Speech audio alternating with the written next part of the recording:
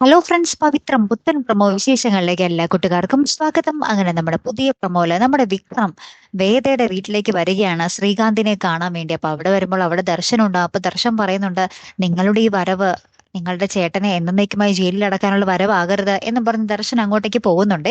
പിന്നീട് നമ്മുടെ വിക്രം വീടിനുള്ളിൽ കയറി നമ്മുടെ ശ്രീകാന്തിനെ എടുത്തുവിട്ട് പിടിച്ചിട്ട് അടിക്കുന്നുണ്ട് കേട്ടോ. പൊരിഞ്ഞടി എന്ന് പറഞ്ഞാൽ പൊരിഞ്ഞടി. അപ്പൊ ശ്രീകാന്ത് അതിന്റെ ഇടയിൽ കുറെ വെല്ലുവിളിക്കുന്നുണ്ട്. അപ്പൊ വെല്ലുവിളിക്കുന്നതിനനുസരിച്ച് നമ്മുടെ വിക്രം കൂടുതൽ അടി അടിക്കുന്നുണ്ട്. ശേഷം വീട്ടുകാരൊക്കെ കൂടി നമ്മുടെ വിക്രത്തിനെ പിടിച്ചു മാറ്റുന്നുണ്ട്.